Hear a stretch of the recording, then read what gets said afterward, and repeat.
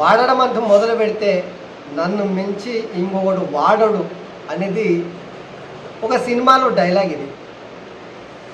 తెలంగాణలో ముఖ్యంగా తెలుగు రాష్ట్రాల్లో ప్రకంపనలు సృష్టిస్తున్నటువంటి ఫోన్ ట్యాపింగ్ వ్యవహారం, ఫామ్ హౌస్ ఎమ్మెల్యేల కొనుగోలు అంశం, ఢిల్లీ సారదందలో కేసీఆర్ బిడ్డ తతంగం, మునుగోడు ఉప ఎన్నికలు, ఇవన్నిటిని చూస్తున్నట్టే మన కేసీఆర్ సార్ ఖాళీ ఫోన్ ట్యాపింగ్ చేసుడు, మంది ముచ్చట్లు ఇనుడు, తన పబ్బం గడుపుకునుడు, ఇవి గిట్లనే అనిపిస్తుంది.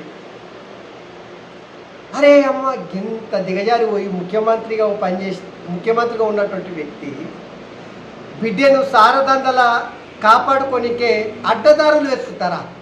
ఓరి అమ్మ, ఫామ్ హౌస్ ఎమ్మెల్యేల కొనుగోలు అంశాన్ని ముందర పెట్టుకొని బీజేపీకి సంబంధించిన అత్యంత కీలకమైనటువంటి నేత బిఎల్ సంతోష్ని అరెస్ట్ చేసి ఇక బేరం కుదుర్చుకుందామని చూసుకున్నాడు బీజేపీ వాళ్ళతో.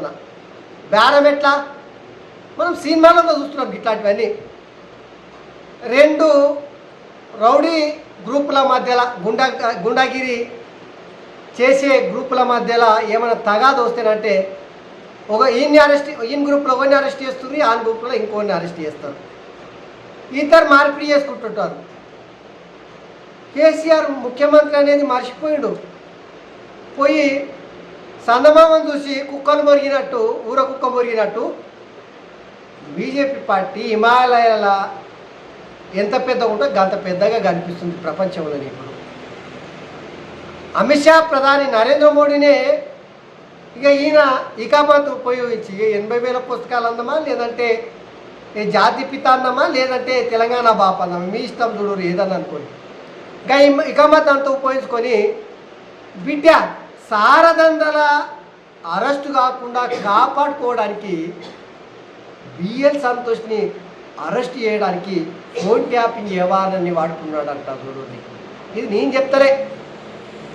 టాస్క్ ఫోర్స్ డీసీపీగా పనిచేసినటువంటి రాధాకిషన్ రావు తన రిమాండ్ రిపోర్ట్లో ఈ సంచలనమైనటువంటి విషయాలన్నీ చెప్తే తెలుగు ప్రజలంతా చూసి నివ్వెరపోతున్నారు. ఇప్పుడు ముక్కున నోటిపైన ఏలేసుకునే పరిస్థితి అయితే కనిపిస్తుంది.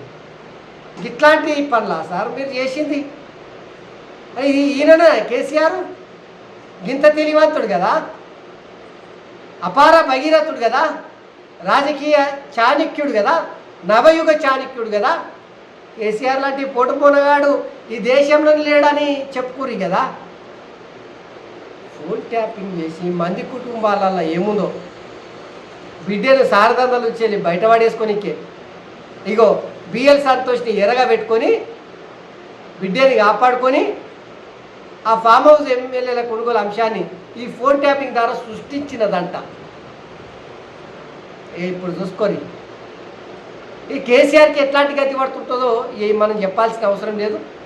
పార్లమెంట్ ఎన్నికల ఫలితాలు వచ్చిన తర్వాత కేసీఆర్ పరిస్థితి అయితే కాకులు కుక్కలు కలిసి తినిపడేసిన ఇస్తరాకుని ఎట్లయితే సించిక తింటాయో ఇటు బీజేపీ వాళ్ళు ఇటు కాంగ్రెస్ వాళ్ళు ఈ కేసీఆర్ మీద పడతారు. ఏం జరుగుతుందో చూద్దాం ఇక.